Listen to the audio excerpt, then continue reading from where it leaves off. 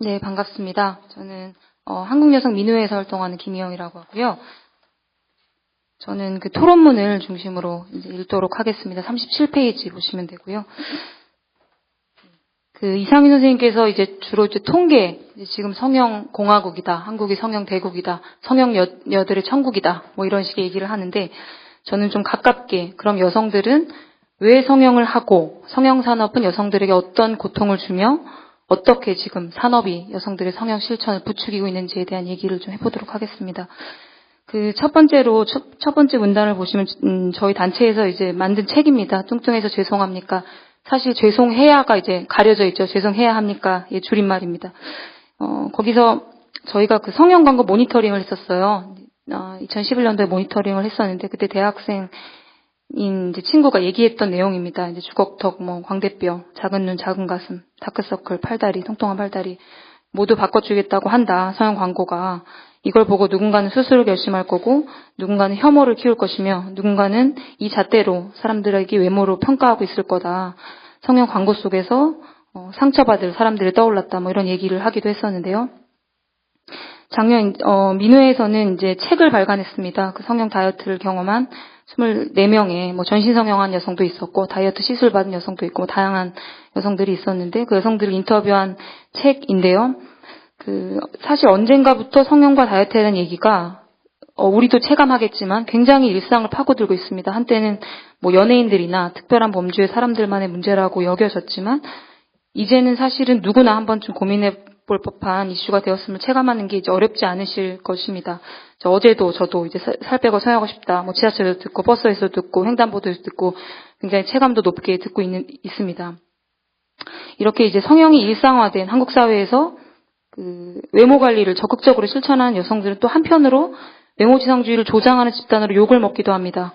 외모지상주의를 비판하는 언사들은 주로 사회 구조에 초점을 맞추기보다는 이제 외모 관리를 실천하는 여성들을 비난하거나 훈계하기도 하죠. 내면의 아름다움을 왜 찾지 못하는가, 혹은 성형괴물, 인조인간녀, 환생녀, 뭐 이런 식의 비아냥을 듣기도 하고요. 그래서 저희가 이제 했던 인터뷰 내용을 쭉 보시면, 왜 성형했냐, 왜 다이어트를 하게 됐냐라는 질문에 살쪘다는 거에 대한 비난은 굉장히 일면 당연하게 생각한다, 사회적으로. 왜냐하면 그래야지 이제 상처를 받아서 뺀다라고 생각하는 사회적 담론의 문제. 모든 사람이, 남녀노소 모든 사람이 여자 몸을 쳐다본다. 의료 시장, 옷 사러 갈 때 정말 빼야겠다라고 다짐한다. 살찌면, 이분은 간호사셨는데 환자가 의료적인 조언을 받아들이지 않는다고 해서 마른 체형의 간호사를 원하기도 한다. 더 이상 스펙으로 채울 수 없는 걸 다이어트로 채운 것 같다라는 얘기를, 취업 준비하시는 분이 얘기하시기도 했는데요. 그래서 이제 저희가 만든 책에서 이제 작년에 이제 했던 활동을 보면서 여성들이 외모 관리를 실천하는 배경이 그렇게 간단하지 않다라는 거를 알려줍니다. 뭐 프리사이즈라고 하는 이제 규격화된 작은 사이즈가 보편화되고 있는 의류 시장의 문제, 게으름의 척도로 몸을 보고 있는 노동 시장의 문제, 매일 보는 미디어, 매일매일 만나시죠. 성형에 대한 이야기 거의 뭐 농담이든 뭐든 이제 매일같이 듣는 성형 조장 광고의 문제, 그리고 외모에 대한 온갖 말들, 일상적인 말들, 살 뺐니, 살쪘니, 뭐 이런 말들, 그로 인한 또 사회적 불이익, 몸에 대한 혐오가 가족 안에서 대물림되고 있는 문제 등등이 저희가 알게 된 사실이고요. 이 틈바구니에서 여성들은 그러니까 대체적인 여성들이 뭐 거의 식이장애가 없는 여성들이 없다고 생각합니다. 저는 일정 부분 폭식증, 거식증, 자기 혐오와 불안, 다이어트에 대한 스트레스, 우울증을 겪는 이제 한국 사회 여성들은 아픕니다. 그래서 외모가 권력이자 지금 전부가 되어가고 있는 분위기는 실제적으로 여성들의 건강을 이제 위협하고 있는데요. 그렇다면 지금 이 모두가 불행한 분위기는 누가 왜 양산하고, 이를 통해서 누가 이익을 보는지를 우리가 제일 먼저 확인할 수 있는 것은 이제 일상적으로 만나는 성형 광고일 것입니다. 그래서 옆에 그 사진들을 보시면 뭐 엄마 학교 오지 마, 창피해, 뭐 넌 살 안 빼, 뭐 5살이나 많은 여자한테 내 남자를 뺏겼다, 뭐 이런 식의 광고를 보신 광고도 있으실 텐데요. 민우회에서 이제 저희가 안티 성형 광고 액션이라는 걸 했습니다. 시민들에게 최악의 광고를 뽑아달라라고 해서 이제 주신 광고들인데, 사실 이 광고들은 조금만 낯설게 보면 사실 인권 침해적인 요소가 굉장히 많습니다. 외모로 인해서 이러한 이 광고에 나열된 불이익을 받는 것이 두려워서 전 국민이 성형 수술을 할 수는 없습니다. 엄마의 조건에도 외모가 있다. 아무런 피해를 주지 않아도 살을 빼지 않는 건 굉장히 게으른 것이다. 외모 때문에 연애할 수 없을 것이다라는 식의 이 광고들은 지금 어떤 생각들을 유통시키고 재생산시키는지를 확인할 수 있는데요. 그 위에 이제 감자로 묘사한 턱을 깎으라고 얼굴을 감자한 묘사한 광고는 사실 이건 약간 거의 익명경시에 가깝다고 느껴질 정도입니다. 이런 실정인데도 불구하고 실제 지금 성형 광고에 대한 실효성 있는 대책이나 규제가 좀 제대로 이루어지지 않고 있습니다.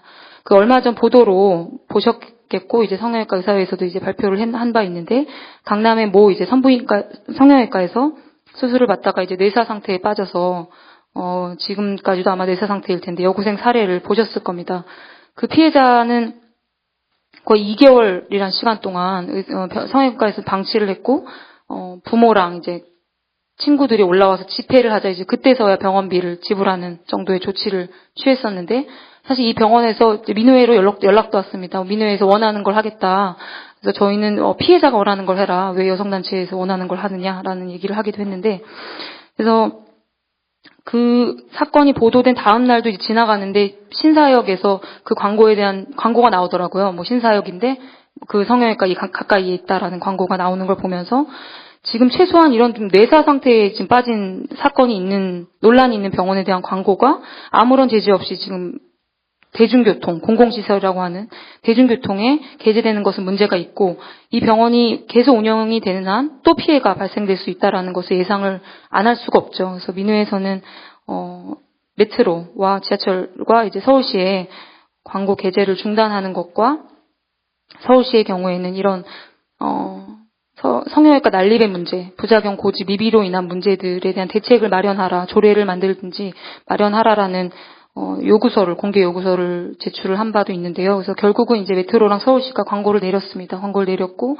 이제 서울시의 경우에는 버스 지하철의 성형 광고 제한 강화 방안이라는 정책을 최근에 발표했는데요. 이 주요 내용은 아래와 같은데요. 그래서 뭐 지하철 성형 광고 비중을 뷰티벨트라고 하는 어떤 특정 지하철역에는 뭐 거의 7, 80%의 성형 광고가 있기 때문에 최소한 20% 이내로 제한하겠다. 성형 전후 비교 사진 금지시키겠다. 성형을 부추기는 문구, 뭐 예뻐진다, 뭐 티나지 않는다, 뭐 이런 식의 문구는 광고 대행사에 통보해서 내릴 수 있도록 하겠다. 뭐 이런 얘기도 했고 현재 의료 광고에 대한 심의를 이제 의사협회에서 하고 있는데 이걸 보건복지부 장관으로부터 사전 심의 받을 수 있도록 법령 개정을 건의하겠다. 지금 버스에서 나오는 성형 광고의 경우에 70데시벨을 이제 55데시벨로 기준을 강화하겠다. 뭐 최소한 초중고등학교 주변의 정류장에서는 성형 광고를 금지하겠다라는 이제 큰 조례안을 내놓은 바 있습니다. 그래서 이런 지금 서울시의 대책은 성형 광고에 대한 사회적인 필요가 뭐 일부 여성들만이 저는 가졌다고 생각하지는 않습니다. 이제 전반적으로 국민들의 필요가 가중되고 있는 분위기에서 긍정적인 방침으로 보이고요. 그리고 이제 저희가 이제 계속해서 활동을 하고 있는데 이제 여성들의 많은 환호와 지지가 있습니다. 다른 활동들과 비교했을 때 확연하게 느낄 수 있을 만큼 지지가 있는데요. 뭐 어떤 분들은 여성들이 뭐 성형도 하고 외모 관리를 하기 때문에 이 광고 활동이 저희가 하고 있는 안티 성형 광고 활동이 부정적으로 보지 않느냐라고 묻기도 하는데 외모 관리를 추천한다고 해서 매일매일 성형 광고를 다이어트 광고를 봐야 되는 건 아닙니다. 우리는 이제 소비자 정체성만 가지고 있진 않지 않습니까? 그래서 다음으로는 미디어의 문제입니다. 미디어의 문제 또한 이제 심각한데요. 이제 이 사진은 이제 렛미인이라는 프로그램 스토리원에서 방영하고 있죠. 렛미인이라는 프로그램에 나오는 사진인데요. 뭐 TV 예능을 봐도 뭐 보톡스 시술로 턱에 감각이 없어서 뭐 물이 질질 샌다 뭐 이런 농담이 사실 아무런 거리낌 없이 이게 사실 조금만 심각하게 보면 굉장히 좀 충격적인 얘기인데 이런 농담들이 아무렇지도 않게 유통되고 있는데요.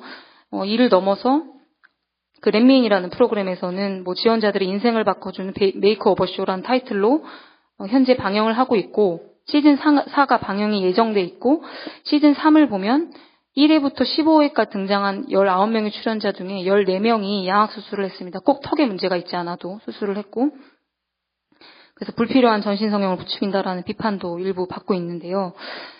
그 렛미인에 출연하는 오디션 지원자들은 이렇게 불립니다. 뭐 치아반, 잇몸반, 반반녀, 무턱녀, 살이 너무 많이 텄다고 해서 튼살녀, 비만 은둔녀, 비만으로 인해서 집 밖에 나오지 않아서 비만 은둔녀, 흡입녀는 너무 많이 먹기 때문에 흡입녀, 턱사마, 프랑켄슈타인녀, 턱이 육각형이라고 프랑켄슈타인녀라고 불리고요.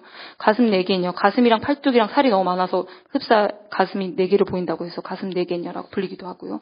위에 그 땡땡녀들을 쭉 보시면 지금 이 미디어 레미이란 프로그램이 재생산시키고 있는 가치가 무엇인지, 여성의 몸에 어떤 식의 이름 짓기를 하고 있는지를 알 수 있습니다. 정말 몸에 대한 혐오가 개개인 여성들이 만들고 있는지를 한번 질문할 수 있다고 생각하고요.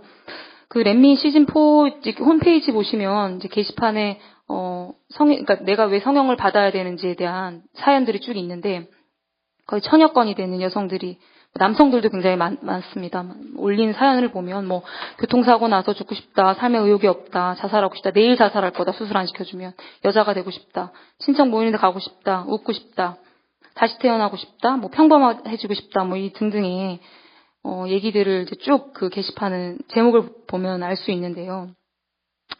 그 초반엔 사실은 이제 재건 성형, 뭐 밥을 삼키지 못하거나 이제 거의 질병으로 인한 성형, 이렇게 재건 성형을 통해서 그 복귀를 돕는다는 애초에 취지가 있었던 것 같긴 합니다. 근데 지금은 거의 미용 성형이 치중이 되어 있고, 그 1000건의 게시판의 그 주제를 보면 대부분이 거의 밖에 나가고 싶다라는 얘기거든요.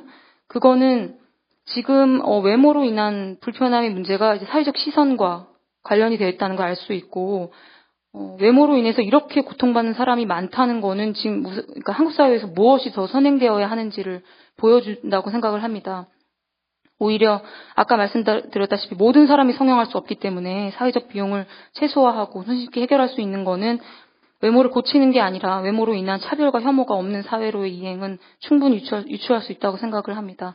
지난해 그 모 방송에서 초고도 비만녀라고 타이틀로 출연한 여성이 70kg 이상을 이제 감량을 했는데, 최근에 돌연사를 했는데요. 모텔에서 이제 구토를 한 과정에서 기도가 막혀서 돌연 사망했는데, 그녀는 윗밴드 수술이라고 하는 위를 이제 감아서 식욕을 억제시키는 수술을 받았었죠. 뭐 2년 동안 주사랑 약 복용을 했다고 하고, 유가족은 이 여성이 그 극대화되는 그 효과를 보기 위해서 20kg를 늘리라고 해서 130kg까지 찌었다라는 주장을 하기도 했는데요.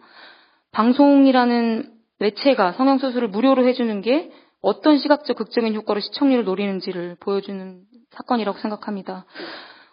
미디어가 지금 뭐 몇몇 사람들의 인생을 역전시켜준다라는, 꼭 렛미인이 아니라 뭐 도전 신데렐라, 동아TV에서도 시즌 4가 방영 예정 중이죠. 뭐 이런 몇몇 프로그램들이 사람들의 인생을 역전시켜준다, 행복하게 해준다라는 명분으로 어쩌면 더 크고 강한 영향력에 대해서는 지금 간과하고 있는 건 아닌가 생각이 듭니다. 특히 이게 거의 의료와 관련됐을 때는 목숨이 왔다 갔다 하는 문제이기 때문에 더더욱 지금 자성이 필요하다고 생각을 하는데요.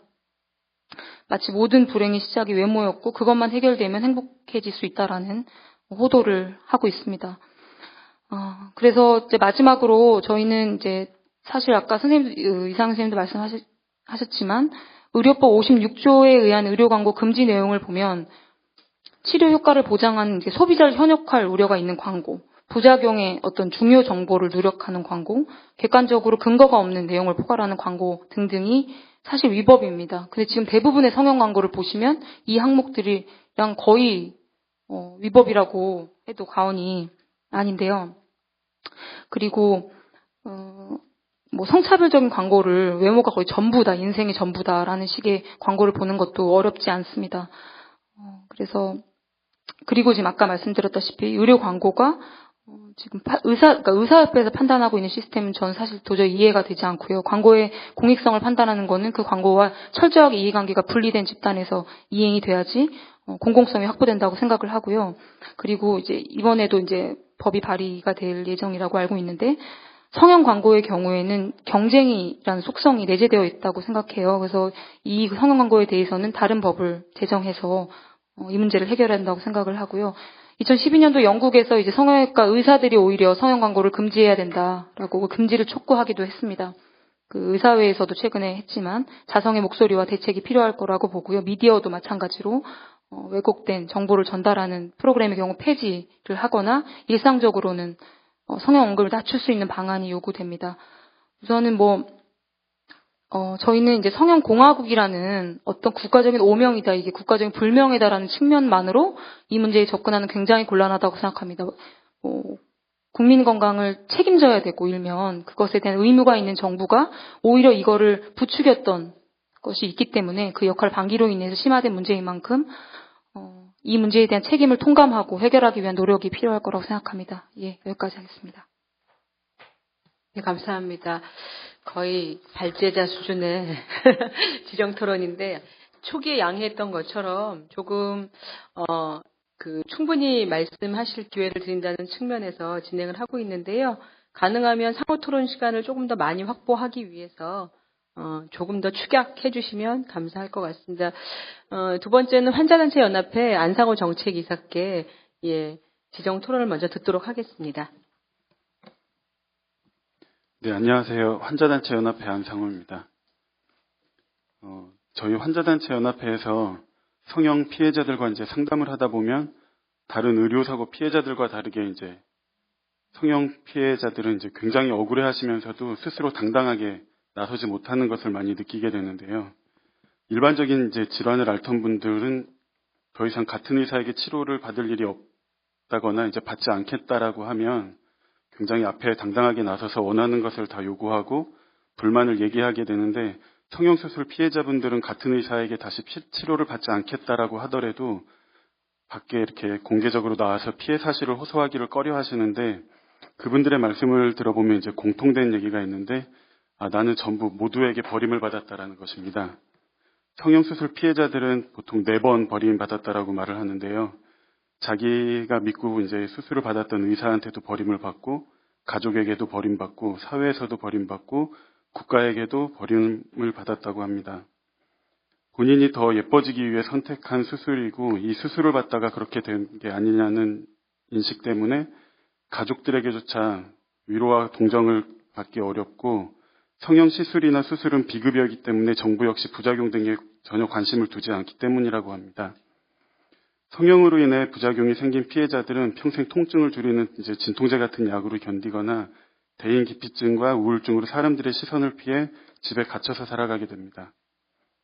이렇게 잘못 뿌리내려진 미용 성형 관련 의료 환경을 바로잡고 성형 피해자들을 줄이기 위해서 환자들의 입장에서 저희가 바라는 것은 첫째, 먼저 의사들의 자정 노력입니다. 성형 수술이나 시술은 의료 행위임에도 불구하고 보기 좋은 상품으로 만들어져서 아무런 규제 없이 날개 돋친 듯이 팔리고 있고 현재 의료법 테두리 안에서는 적절한 규제가 힘들기 때문에 성형외과 학회나 성형외과 의사회 등 성형과 관련된 의사단체가 스스로 앞장서서 잘못된 관행들을 바로 잡으려고 노력하는 것이 매우 중요하다고 생각합니다. 성형수술이 전혀 필요 없는 사람들까지 현혹하여 성형수술을 하게 만들지 않고 정말 성형이 필요한 치료 목적의 성형이나 미용 성형이라도 반드시 필요한 경우에만 성형수술을 받을 수 있도록 해야 할 것이며 산업이 의료를 앞서가지 않도록 의사사회가 함께 노력해야 할 것입니다. 이번에 대한성형외과 의사회가 기자회견을 열고 현장에 만연해 있는 대리수술, 수면마취제 대량 투약, 의사, 간호사, 간호조무사들의 과도한 업무 등을 스스로 인정하고 자정 노력을 위한 방안을 내놓았는데 저희 환자단체에서도 관심을 갖고 주의 깊게 지켜보려고 합니다. 두 번째로는 모든 환자들은 성형수술을 받기 전 상담 과정에서 충분한 설명을 듣고 현명한 판단을 할 수 있어야 합니다. 미성년자의 경우에는 첫 상담부터 성형수술 그리고 수술 후 회복하는 단계까지 반드시 보호자가 함께 동행하도록 하고 성형을 받고자 하는 환자는 성형수술을 결정하는 데 있어 성형수술의 긍정적인 기대 효과뿐만 아니라 성형수술로 인해 발생할 수 있는 모든 부작용, 작게는 환자가 수술 전 기대했던 미용적인 효과에 미치지 못할 수 있다는 것부터 최악의 경우는 사망할 수 있다는 것까지 모든 경우의 수에 대해 사전에 충분한 설명을 듣고 심사숙고하여 결정할 수 있도록 해야 합니다. 이때 모든 설명은 구두 설명이 아닌 성형수술 사전 설명서라든가 수술 동의서 양식 등을 환자 눈높이로 다시 만들어 꼼꼼히 확인할 수 있도록 하고 환자나 그 보호자가 복사본을 받아 보관할 수 있도록 해야 할 것입니다. 세 번째는 미용 성형 관련 광고를 규제해야 합니다. 현재 미용 성형 분야 의료는 지나치게 산업화되어 있고 이를 가장 가속화시키는 요인은 광고입니다.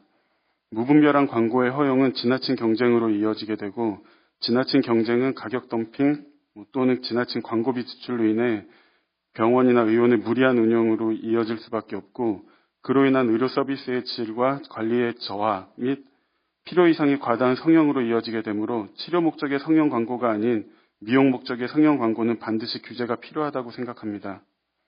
예를 들어 케이블 방송의 프로그램에서는 성형수술 전과 수술 후의 모습, 주변 사람들의 반응 등을 잘 포장해서 지금 방송에 내보내고 있는데 성형수술을 굉장히 자극적으로 미화시키고 모든 문제점을 한 번에 해결할 수 있는 마법처럼 보여주고 있어 우려의 목소리가 커지고 있습니다. 앞으로는 특정 매체 또는 공간 등에서는 미용 성형과 관련된 의료 광고는 아예 자체를 하지 못하도록 하는 방법 등으로 철저하게 규제를 하는 것도 필요할 것입니다.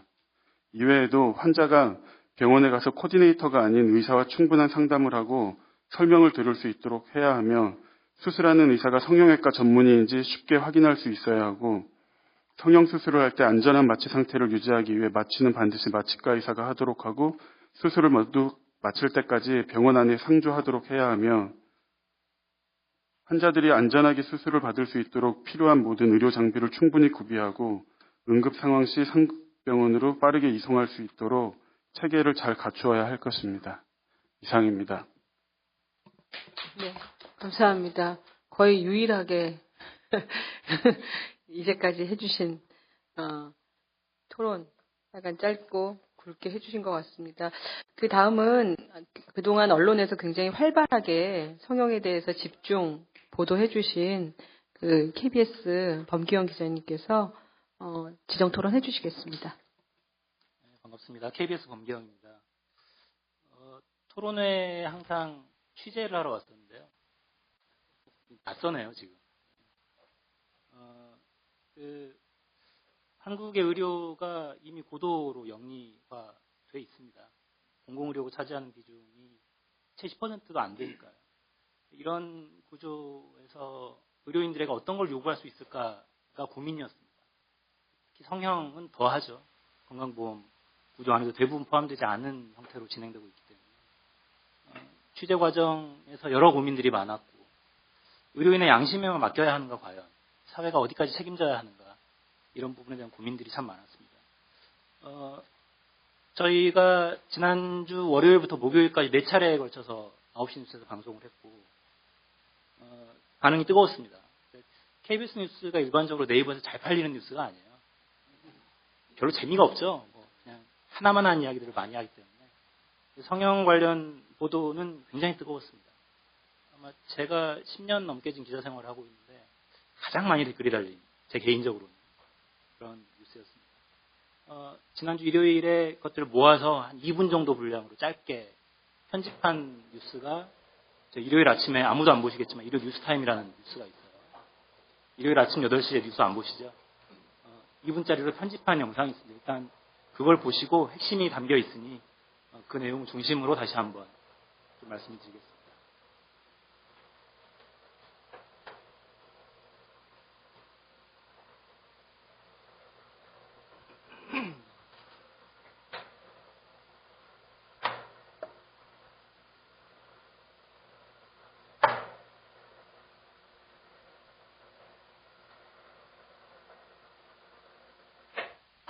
네, 어느새 우리 사회를 성형공화국이라고 부르는 게 어색하지 않게 됐습니다.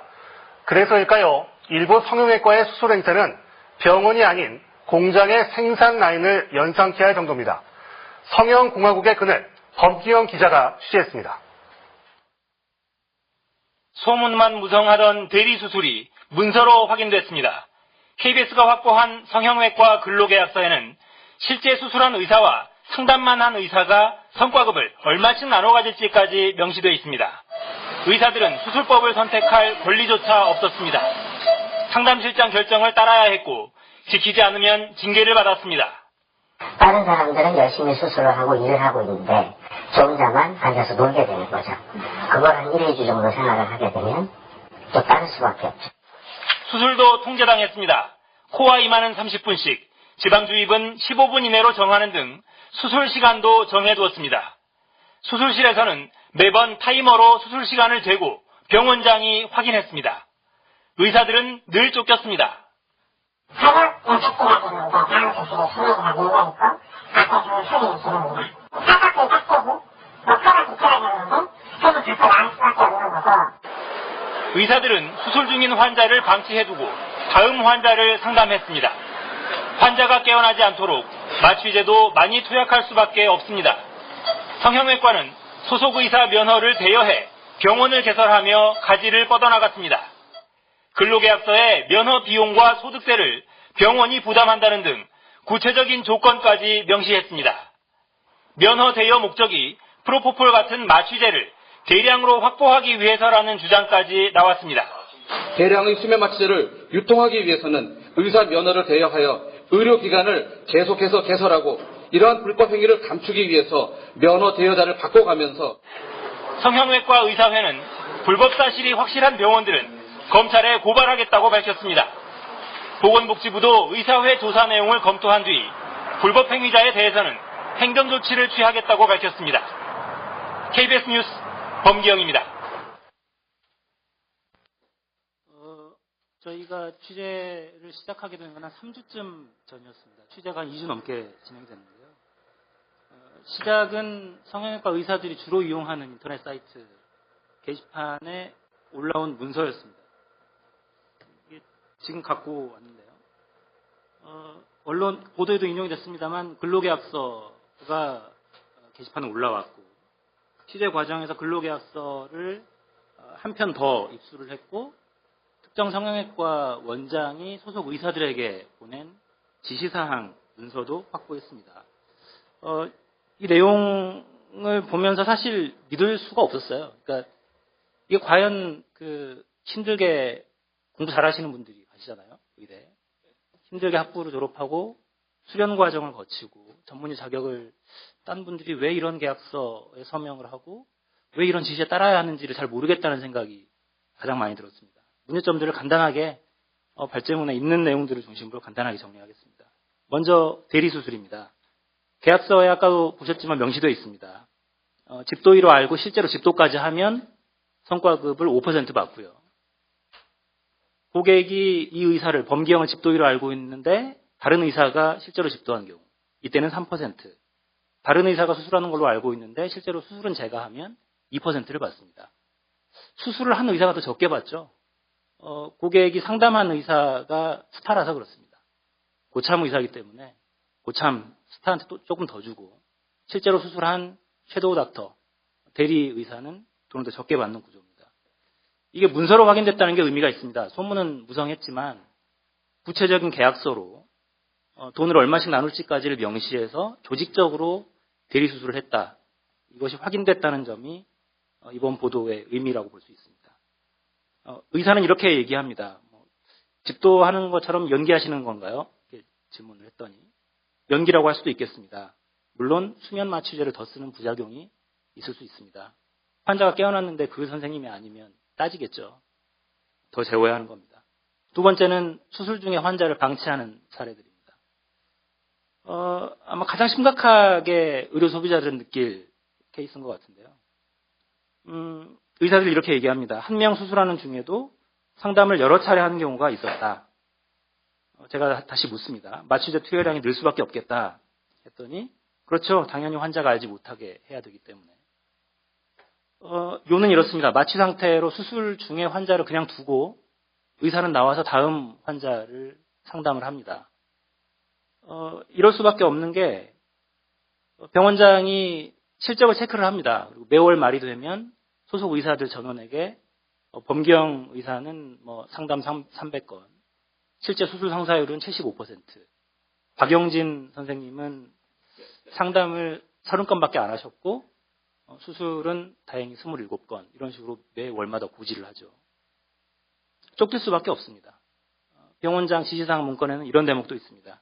상담 및 치료로 중도에 나오시는 경우 수술팀 담당자가 타이머를 일시 정지하십시오. 병원장도 의사 선생님이기 때문에 아무리 급해도 수술은 마치고 나오십시오라고 지시를 할 것 같지만 반대였습니다. 일단 멈춰놓고 봐드릴 테니까 상담 먼저 하십시오라고 지시를 하고 있는 겁니다. 환자를 방치하고 상담하는 것도 조직적이라는 사실이 문서로 확인이 된 셈입니다. 다음은 릴레이 수술입니다. 성형외과가 1년에 2번 성수기가 있다고 하더라고요. 여름방학 그리고 겨울방학. 겨울방학은 이제 졸업철이 있고 취업 시즌이 맞물려 있죠. 가장 많은 수술이 몰려드는 시기입니다. 이 시기에 그 대형 성형외과, 유명 성형외과에서는 뭐 열 몇 건 수술하는 건 일도 아니라고 보도를 했습니다. 근데 수술도 의사도 이제 사람이니까 하루 종일 집중력을 발휘하기는 힘들지 않겠어요? 너댓 건 수술을 하고 나면 정성이 들어가지 않을 수밖에 없다. 하루에 8개, 많게는 10개씩 수술을 하고 중간중간 아까 말씀드린 대로 상담도 하고 뭐 밥 먹을 짬도 없다. 이렇게 의사들은 호소했습니다. 아까 방송에 나왔습니다만 쌍꺼풀이 짝짝이 코가 삐뚤어져도 시간에 쫓기면 닫고 나올 수밖에 없다. 수술을 멈추고 봉합하고 나올 수밖에 없다. 이런 증언도 있었습니다. 물론 성과급을 더 챙기려고 자발적으로 노동을 열심히 하시는 선생님들도 뭐 계실 겁니다. 이미 공범이 된 분들 없지 않겠죠. 아까 말씀드렸지만 지시사항 문건을 통해서 매달 성과를 공유하고 공지하기 때문에 뭐 피해갈 수가 없습니다. 저희가 확보한 문건에 보면 지난해 12월 1일부터 27일까지 실적을 공지한 문서가 있습니다. 그 내용을 보면 의사 한 사람이 많게는 300건까지 상담을 했습니다. 근로계약서를 보면 주 6일 근무를 하시는 걸로 주로 계약들을 하시더라고요. 이렇게 따지면 1일부터 27일까지 근무일은 23일이 됩니다. 그러면 하루에 13건 정도씩 상담을 하고 수술 성사율이 대개 한 50% 안팎이던데요. 13건 상담을 하고 7건 이상 수술을 합니다. 제대로 될까 싶습니다. 사고 우려가 높을 수밖에 없다라고 의사들도 증언을 합니다. 왜 이렇게 계속하느냐? 수술 감시당합니다. 아까 방송에도 있었지만 모든 수술방에 타이머가 있습니다. 한 의사는 이렇게 증언했습니다. 간호조무사가 수술이 시작되면 타이머를 켜고 끝나면 끕니다. 그 시간이 수술방 앞 칠판에 적힙니다. 관리 감독 당합니다. 어떻게 보면 정석대로 꼼꼼하게 하는 분들이 관리 감독을 당하기 쉽습니다. 이렇게 증언을 합니다. 방송에도 아까 수술장에 타이머가 붙어 있다고 되어 있고요. 사옥에서도 자동으로 전산과 연계돼서 체크할 것이다. 원장이 직접 관리하겠다. 이런 문구가 있습니다. 물론 원장은 지시사항에서 무조건 단시간 내에 수술하는 게 능사가 아니라는 점을 잘 알고 있습니다. 라고 말씀하고는 계십니다만 이게 되겠습니까? 문서에는 수술별로 수술 시간을 다 정해놨고요. 타이머를 설치해 측정하고 원장은 사옥에서 수술방마다 소요 시간을 체크합니다. 의사들이 실적 압박을 느낄 수밖에 없는 구조였습니다. 저희가 가장 당혹스러워한 대목은 이거였습니다. 비의료인이 수술을 결정했습니다. 사실상. 계약서에는 이렇게 써 있습니다. 모든 진료 시에 의사는 상담실장 혹은 코디네이터의 예진 결과, 즉 상담실장 혹은 코디네이터가 고객에게 권한 수술명을 임의로 변경하여서는 아니 된다. 이게 지켜집니까? 라고 질문을 당연히 할 수밖에 없었습니다. 인터뷰를 하면서. 이렇게 답변하셨습니다. 그대로 읽어보겠습니다. 물론 100% 지시를 따르는 것은 아닙니다. 하지만 전체적인 분위기상 압박을 받게 됩니다. 의사가 느끼기에 굉장히 외로운 생활을 만들죠. 조직 내에서. 환자를 안 준다든지 상담을 안 주게 되면 다른 사람들은 열심히 수술하고 일하는데 나만 앉아서 놀게 되는 겁니다. 그런 생활 1, 2주 하게 되면 따를 수밖에 없습니다.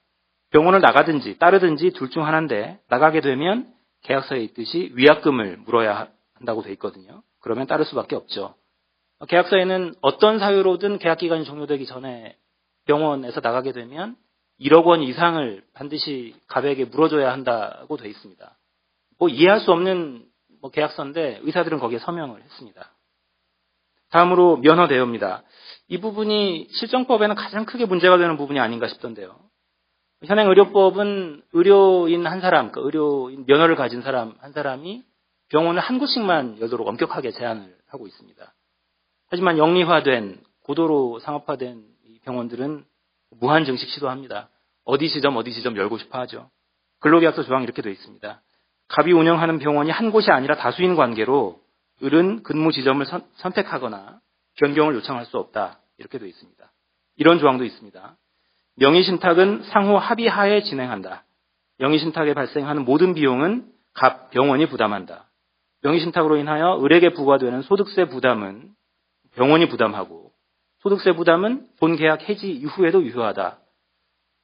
계약 해지 이후에도 유효하다는 건 명의신탁, 그러니까 면허 대여는 계속된다는 얘기로 보이던데 이런 이해할 수 없는 계약에도 의사들은 응했습니다. 성형외과 의사들이 많이 배출되고 아마도 임상 경험을 쌓으면서 열심히 돈을 벌며 일할 수 있는 병원이 많지 않을 겁니다. 스스로 개업하기 쉽지 않고. 그러니까 이런 이상한 계약서에 아마 서명을 하시는 것 같습니다. 물론 저희도 아마 근로계약서를 쓰면서 다 읽어보고 서명하지 않는 경우들이 많으니까 아마도 그런 걸로 보입니다만 계약서 내용만 봐서는 뭐 이해가 잘 안 되는 내용들이 많습니다. 실소를 자아내는 계약서 조항도 있었습니다. 뭐 이런 겁니다. 을은 갑의 동의 없이는 갑이 채용하거나 했던 모든 직원과 개인적인 모임, 회합, 회식 등을 가질 수 없다. 을이 본 항을 위반할 시에 갑은 이에 상응하는 문책과 책임을 물을 수 있다. 아니, 밥도 먹지 말라는데 이 도대체 뭔 얘기입니까? 라고 물어보니 경쟁이 워낙 치열하니까 강남구에만 성형외과가 366개가 있습니다. 통계상. 전국에 4,000개 넘게 있고요. 경쟁이 워낙 치열하니까 잘하는 병원 직원들을 같이 데리고 나가서 바로 옆에 비슷한 병원을 만들면 지금 있는 병원이 타격을 받겠죠, 아무래도. 그런 걸 우려한다는 겁니다. 종종 병원 내에서 추문이 생기기도 하고 그런 걸 우려하기도 하지만 본질적으로는 이익을 잃어버리지 않기 위해서 이런 조항까지 만들었다고 합니다. 전체적으로 근로계약서 그리고 이 성형외과 원장이 고용된 의사들, 월급 의사들에게 보낸 이 문서들을 정리를 해봤는데요. 저희는 성형 산업이 이미 괴물이 되어 있다고 봤습니다. 그러니까 저희 내부 회의에서는 보도에는 괴물이라는 표현을 쓰지 않았습니다만, 근데 여전히 고민입니다. 이게 보도로 영리화된 이 의료, 특히 성형 이 산업을 어떻게 할 것인지. 일단은 불법이 드러난 부분은 처벌을 해야겠죠. 성형외과 의사회도 고발하신다고 했으니 사법기관의 움직임은 불가피해 보입니다. 일단 전문가 집단인 의사회가 움직이고 계시는 건 다행스럽고 늦은 감은 있지만 환영합니다. 제 기자가 이런 말씀을 드리는 게 적절한지는 모르겠습니다만 저희도 계속 감시하겠습니다. 필요한 부분이 있다면 언론을 통해서 계속 보도를 할 거고요.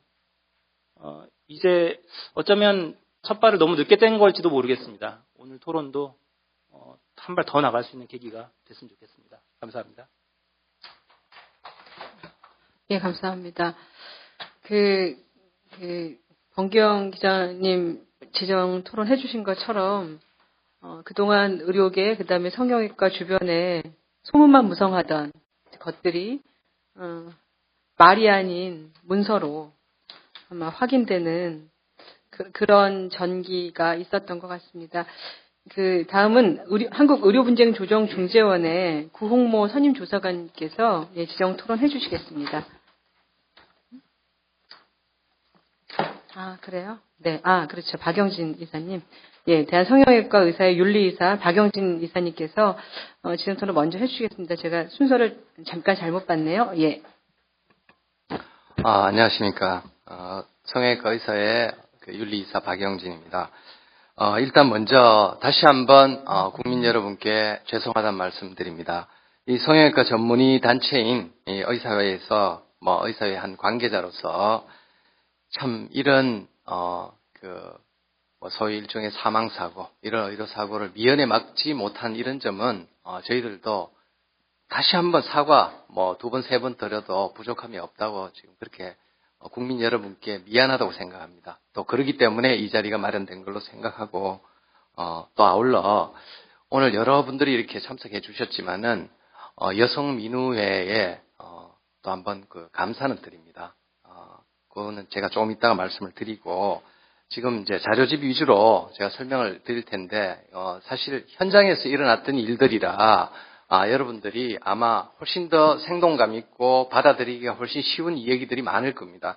지금 주제가 성형수술 안전성 확보 방안과 성형광고 및 성형산업 합리적 규제 방안이라고 하셨는데 제가 보니까 지금 이상윤 선생님께서 준비하신 자료는 굉장히 정확하고 적확하게 지금 현실을 짚어주셨는데 좀 더 현실감 있게 저희들이 말씀드리면 특히 이제 전문가 단체에서 말씀드린 이런 내용이 필요한 부분은 정책에 좀 반영이 됐으면 좋겠다고 생각해서 정리를 해왔고요.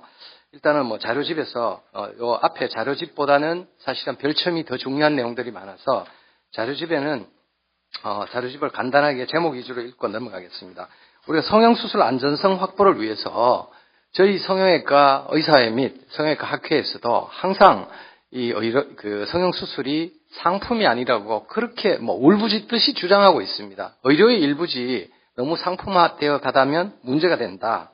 그리고 두 번째로도 이제 그 환자마다 개별적으로 개별화되고 개성이 존중되어야 하면서 셋째로 그 인격과 개성을 존중한 차별적인 수술이 되어야 되는 것이 특히 미용 성형 수술임에도 불구하고 뭐 의란성 쌍둥이라 이런 말이 나왔는데 저희들이 그 성형외과 진상규명조사위원회에서 이번에 뭐 해당 병원을 이렇게 조사하는 과정 속에서 나온 자료 중에 하나는 트윈 수술방이라는 웃지 못할 그런 어떤 개념의 방이 나왔습니다. 저희들이 아는 상식에 의해서는 대개 수술방은 감염과 오염에 어떻게든 격리를 시켜야 되는 그런 공간이기 때문에 그 수술방 하나에 수술대 하나 거기에 필요한 무조건 많은 인원이 들어갈 수도 없고 필요한 인원이 들어가야만 하는데 도대체 어떤 지자체마다 그 시설 기준이 다른지는 모르지만은 이렇게 큰 뭐 수술방에 어떤 공간에 수술대가 2개 있다든지 아니면 이렇게 큰 공간에 여러 대의 수술대를 뭐 이발소 칸막이를 치는 형태로 해가지고 수술을 한다든지 이걸 보고는 지금 저희들이 말씀드리고 있는 이런 부분에 있어서 이 부분은 관계당국, 지금 이제 관계당국이라고 하면 복지부에서도 나오셨는데 이 부분은 한번 짚고 넘어가야 되지 않겠나 이렇게 생각을 드리고요. 그리고 뭐 다시 한번 이제 저희 자성과 통찰이 있어야 된다는 내용. 그리고 이제 구체적인 방안으로 넘어가겠습니다. 구체적인 방안에 수술방 안전시설 및 장치 최소 기준을 우리가 마련하겠다 이렇게 뭐 선언도 하고 말씀을 드리는데 이 부분은 실은 이 병원이 뭐 우리가 사고 났던 병원이 최근에 개원했다는 말은 가장 최신 설비와 장치를 했다라는 이런 소리거든요. 근데 왜 사고가 났겠어요? 여기에 대한 어떤 관리자의 인식이 사실은 더 큰 문제인데 뒤에서 별채면서 제가 설명을 드리고 그리고 이제 환자의 뭐 우리 흔히 그 의료인으로서 건강 상태 파악은 당연히 의무화해야 되겠고 지금 이제 계속 사로서 있는데 제가 이거 바빠서 제대로 못 고쳤네요. 3번에서 우리가 그 섀도우 닥터 하는데 섀도우 닥터의 정확한 의미가 뭐겠습니까?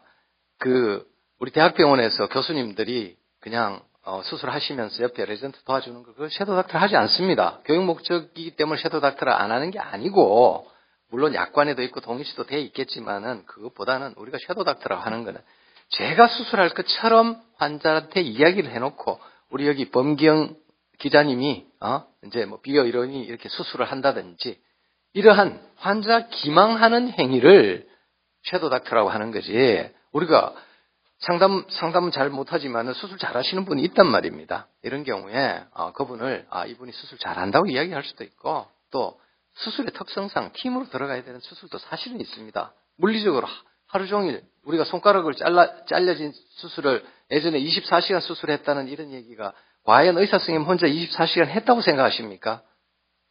물리적으로 그건 사실 불가능하잖아요. 예? 중간중간에 커피도 한잔 마시고 잘 안 되면 다시 한번 생각해 봐야 되는 그런 여러 가지 수술은 변수가 많은 그런 과정인데 그건 팀으로 들어갑니다. 그 중요한 메인 아프라이트가 할 때는 물도 뿌려줘야 되고 소위 즉 동의하지 않고 환자를 기망하는 행위가 지금 이런 병원에서 발생되었기 때문에 지금 큰 문제, 뭐 공정거래법상의 문제, 또 형법상의 뭐 사기죄 이런 걸 들먹일 수 있는 이런 상황이 되어버린 거죠. 그래서 이건 동의가 돼야 된다는 이런 전제가 있고요. 지금 이제 의료 기록물에 대한 표준안 제시하겠다고 하는데 뭐 저희들 준비하고 있습니다. 조금 지켜봐 주시고요. 그리고 5번째, 윤리교육을 강화하겠다. 이게 선언적인 의미는 절대 아닙니다.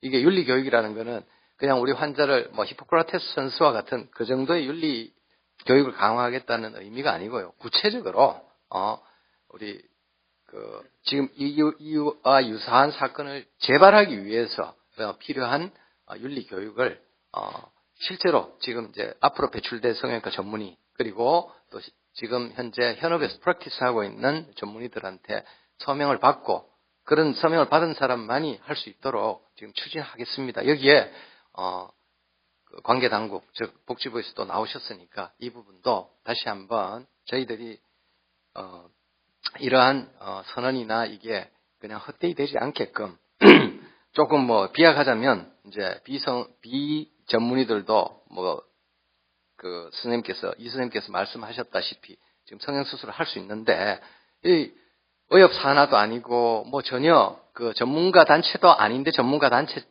척 하고 있지 않습니까? 소위 제도권에서 통제할 그게 없으니까 이번 기회에 이제 이 전문가 단체인 성형외과 학회, 성형외과 의사회에서 미용의사분과위원회를 만들든지 해서 여기에 윤리교육이라든지 아니면 필요하다면 그 수술에 대한 가이드라인도 제시하면서 이걸 제도적으로 좀 끌어들이면서 교육을 해야 되지 않겠나라는 그 선언적인 의미, 우리 언론에 나오는 그런 의미가 절대 아니라는 거, 뭐 또 아닌 쪽으로 이렇게 가야 될 것 같고요. 그리고 이제 이번에 성형 광고 및 규제 중에서 중요한 얘기는 제가 뒤에 다 하겠는데요. 여기서 지금 가장 큰 문제, 우리가 현실적으로 뭐 대형 의료의 산업화, 뭐 성형, 한류 성형, 뭐 성형 관광, 여기 가장 큰 문제가 되는 부분이 리베이트 수수료 문제입니다. 이게 직접적으로 광고를 중국이나 해외 광고를 한다 하더라도 그 오는 환자의 숫자는 사실 미미합니다. 그러면 대개 오는 환자들은 브로커나 이런 뭐 유치업자들이 오는데 참 이거를 어떤 식으로 통제할까? 가만히 뭐 저희들도 지혜를 짜보니까 그러면 자 부가세 환급이라는 이런 카드를 꺼냈습니다. 이것도 결국 제 안에 있는 몸 안에 있는 암을 다시 하나 더 도려내겠다는 그런 의미와 똑같습니다. 부가세 만약에 공항에 출국할 때 부가세를 환급해주게 되면 이 수술 받은 환자들은 자기가 얼마만한 수술을 했는 거를 당장 알 수 있겠죠. 그거 알 수 있으면 함부로 뭐 30%, 40%, 50% 이런 수수료를 받아가는 이러한 브로커들이 아마 거의 설당을 잃을 겁니다. 대신 이제 성형외과에서는 매출이 투명하게 공개가 돼야 되겠죠. 이런 점까지 고려해서 우리가 좀 자정화되고 정말 제대로 된 정책을 시행하려면 좀 기재부나 국세청에서 나왔으면 좋았는데 이 부가세 환급 문제는 정말 뭐 저희 팔다리를 자르고서라도 시장을 자정하기 위해서 필요한 제도 중에 하나가 아닌가 이렇게 생각을 되고, 그리고 성형 광고에 대한 이제 규제안은 상징적인 의미로 뭐 공공장소에서 무분별한 광고 금지 뭐 나오고, 그리고 실제로 이제 저희 홈페이지에서 지금 불법 신고센터를 개설을 했습니다. 뭐 여러 의원 전문의 비전문의 할 것 없이 지금 막 제보가 이어지고 있는 상황인데 제가 별첨에서 조금 더 구체적으로 설명드리도록 하겠습니다. 첫째, 이제 광고 현황. 뭐 이렇게 보시면 버스, 지하철, 영화관. 이제 영화관에서 가끔 가다가 저도 애 데리고 영화 보면은 여기 계신 분들 그럴 겁니다. 어떤 분들은 야 신기하네 이런 분들도 계시겠지만 뭐 반 이상의 국민들은 아마 혐오감을 느낄 겁니다. 영화관에서 영화 틀기 전에 성형외과 광고가 느닷없이 나오면 성형외과 의사인 저도 사실은 저희 병원을 알리고 싶기 위해서는 저도 자기 고백을 하자면 하고 싶었어요. 하고 싶지만 저희 애가 하는 얘기가 아빠 저건 좀 혐오감이 생겨. 그 이야기를 듣고 이런 정서를 가진 사람도 있는데 이런 정서를 가진 사람이 소수일 거라고 생각을 하지 않았습니다. 구체적인 방안 제가 말씀드리는 거고요. 그리고 아까 우리 민우에서 지금 서울시 관계자께서 나오시지 않으셨는데 음성 광고를 뭐 55데시벨로 줄인다라고 했는데 이거 탁상공론 아닙니까? 우리가 실제로 시각 광고는 내가 눈을 감아버리면 안 볼 수도 있지만 신사역을 지나가는데 전 세계 어느 나라를 가면서 여기 다음 정거장은 무슨 성형외과입니다. 이건 저는 듣도 보도 못했고 저는 미국에도 살아봤고 뭐 나름대로 옛날에 교수 생활을 할 때 전 세계 어디를 가지만 정거장이 지역 정거장이야지 어떻게 성형외과 됩니까? 아무리 뷰티 벨트를 하더라도. 예? 이게 정말 탁상공론이 지금 민의회에서 그렇게까지 말씀하셔가지고 20%까지 줄이자고 했는데 이것도 탁상 공론입니다. 이거 일종의 광고 종량제죠. 자, 20%가 되면 광고비 상승합니다. 그럼 결국 그런 병원만 또 살아남게 돼 있어요. 제가 민의회에 정말 고맙다고 생각하는 거는 그런 뇌사 사건이 일어났는데도 불구하고 그 병원에서 때리는 어떤 그 광고 물량은 사실은 거의 상상을 초월할 정도입니다. 지금도 마찬가지입니다. 엄경 기자님께서 계시지만 다 알고 계십니다. 예? 그 밀어내는 광고량이 정말 우리가 여러분들은 거의 상상을 초월할 정도로 기사가 지금 포털에 거의 없어요.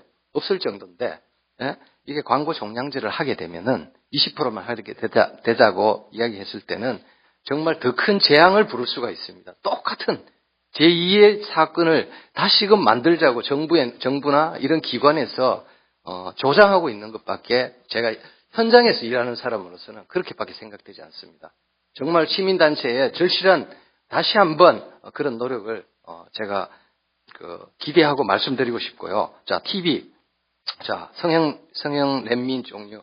아까 뭐 쭉 이렇게 해주셨는데, 뭐 중요합니다. 중요하지만, 일단 출연자 검정. 그 병원 검증이 됐습니까? 여러분들 다 되신 걸로 알죠? 자, 거기에는 불법 대출로 연루된 병원이 뭐 제가 알고 있기로 서너 개 돼 있습니다. 소위, 뭐 뒤에도 나오겠지만, 대출로 환자들 오면 대출을 해주고, 제2검문권, 제3연권에서 돈을 받아가지고, 또 리베이트는 리베이트로 따로 생기고, 이게 검증 안 됐잖아요. 또 거기 나온 출연한 병원 중에 우리가 이제 의료의 특성상 사고 날 수 있는 거는 확률적으로 있습니다. 여기 선생님도 우리 의사 선생님이시지만 있습니다. 그런데 과연 그 병원들이 저희들은 알고 있습니다. 어떤 병원에 어떤 사고가 났는지. 하지만 이 검증 안 됐잖아요. 예? 그리고 또 공정 경쟁 말씀하셨어요. 저 그 병원에 그 프로에 나가고 싶었어요. 나는 그보다 더 수술 더 잘하고 싶다고 자랑하고 싶었었어요. 하지만 저는 못 나갔습니다. 나갈 수가 없어요. 왜? 방송 권력이 딱 자리 잡고 있더라고요. 한번 여기 지금 국회의원님들 안 계신데 한번 질의해 보세요. 다른 병원들의 출연 들어가고 싶은 요청이 있었는데 허락해 줬냐고. 참 이런 것들이 더 문제가 아닌가 생각합니다. 실제로 저희들이 봤을 때, 이제 환자들이 봤을 때하고 또 시각이 많이 다르죠. 그리고 이 광고 현황에 대한 어떤 여러 가지 모델들이 너무나 많습니다. 이걸 전부 물리적으로 다 통제하는 거는 정말 어렵고, 뭐 몇 가지 나온 뭐 종량제 이런 거는 현장에 있을 때는 거의 제2의 사태, 제3의 사태를 예견하는 게 아니고 만들고자 하는 정책 당국자를 원망하고 싶은 그런 상황이고요. 그래서 이제 2번으로 넘어가겠습니다. 광고의 문제점, 지금 뭐 지속적인 노출, 상품화 이거 다 좋은데 디어스에 가면 유인 알선 행위를 통한 의료법 위반이 이렇게 있습니다. 자, 중국에서도 저도 뭐 중국에서 자주 가고 뭐 교류협회의 어떤 이사직도 맡고 있는 이런 상황에 저도 이제 한류가 우리가 외국으로 나가야 된다 이런 상황인데 중국에서조차도 이제는 알선 행위, 옛날에 우리 7, 80년대 스파나 미용실에서 이렇게 보내주던 이런 행위가 중앙정부에서 지금 단속을 하고 있는 상황이거든요. 그런데 한국에서는 교묘하게 카페나 뭐 블로그 이런 걸 통해 가지고 근데 참 저도 고백을 할게요. 이게 없으면 병원이 유지 운영이 안 됩니다. 뭐 이 선생님께서 너무나 잘 지적해 주셨지만은 성형 산업의 특징 자체가 우리가 비용이 내려가고 덤핑이 되면 대부분의 우리 소비자 산업에서는 소비자는 굉장히 좋아지지만 이건 결국 질이 떨어질 수밖에 없는. 자, 그리고 이제 불법 대출 성형은 제가 좀 전에 언급을 했지만 사실은 미국 같은 데서는 아주 양성화되어 있습니다.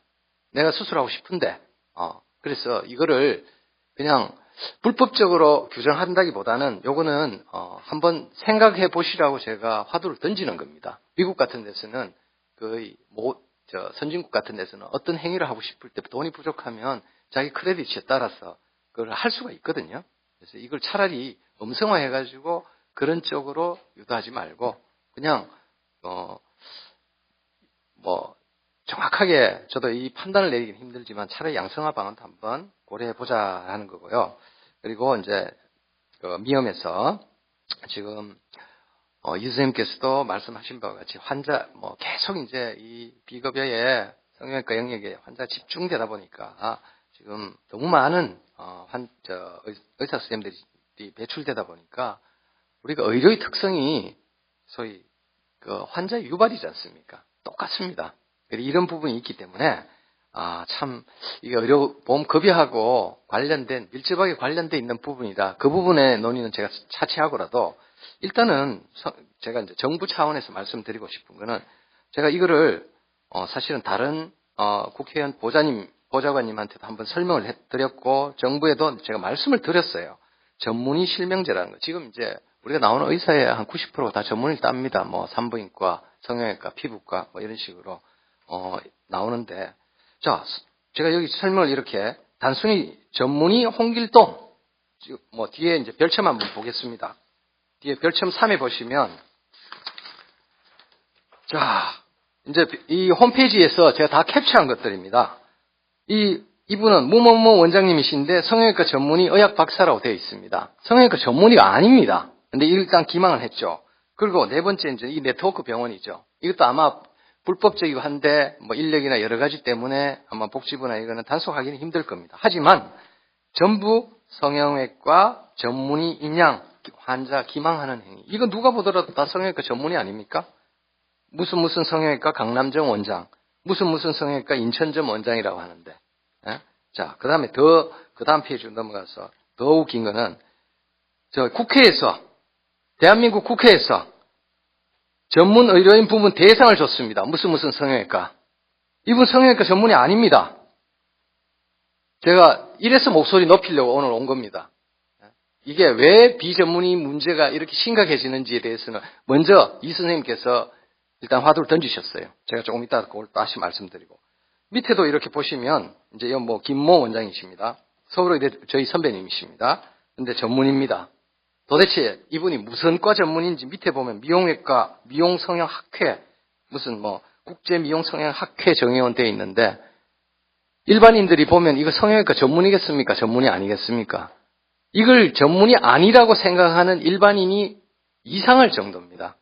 근데 이런 큰 공간에다가 자, 앞에 무슨 깨알같이 의원, 성형외과 해놓고 이 양력을 다 걸어놨을 때 여기 계신 기자님들조차도 심지어는 아마 성형외과 전문의조차도 이게 성형외과였나? 내가 지금 명부를 찾아봐야 되지 않겠나라고 할 정도입니다.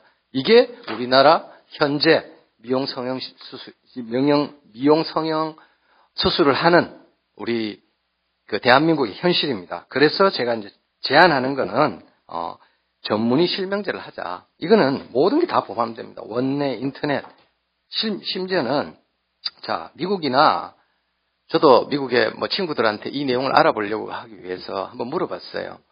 ophthalmologist. 자기는 안과인데 그럼 너 어떻게 진료하냐? 나는 안과고 안과 중에서도 이러한 걸 전문으로 해서 나는 환자한테 이렇게 합니다라고 환자한테 상담을 할 때 이야기를 한답니다. 우리나라 의료법상 의과대학만 졸업해도 미용성형 수술을 할 수 있는데 적어도 제가 이비인후과 의사라면 나는 이비인후과 의사인데 코 수술 잘 합니다라고 하면 되지. 예? 굳이 환자를 기망해서 이득을 취한다는 게 이게 결국은 의료 상업화에 참 정점을 이루고 있는 거예요. 여러분 지금 여기 계신 기자님들뿐만 아니라 모든 내외분들도 본인이 진료받고 있는 의사가 내가 머리가 아파서 신경과를 갔는데 갑자기 산부인과 의사가 전문의라는 걸 따고 대리 진료를 했다고 할 때 과연 그거를 그냥 받아들이겠습니까? 그러니까 의사니까 똑같겠지. 이제 시대가 변했잖아요. 예전에 의사가 부족할 때는 그렇지만은 이제 이 부분은 전문의 실명제 혹은 진료의사 실명제를 분명히 시행해야 된다고 생각하고 또 이제 직접적인 광고 부분. 자, 광고에 도대체 어느 정도까지 허용하고 어느 정도까지 제한을 할 것인가. 자, 이미지 선진국 지금 저희들도 중국뿐만 아니라 싱가포르나 동남아 쪽에 이렇게 많이 나가고 그 환자를 발굴하기 위해서 실제로 가서 상담도 하고 이런 경우도 많이 있고 또 복지부의 도움도 많이 얻었습니다. 그쪽에 가서 면을 얻으려고 이렇게 했는데 대부분은 보면 이미지 광고 위주로밖에 허락이 안 돼 있어요. 즉 저희가 그러니까 성형 관광이라는 의료 산업화라는 명제에 매몰돼 가지고 이걸 광고를 확 풀어주다 보니까 지금 이제 이런 병원의 사고가 온 것이죠. 자, 그래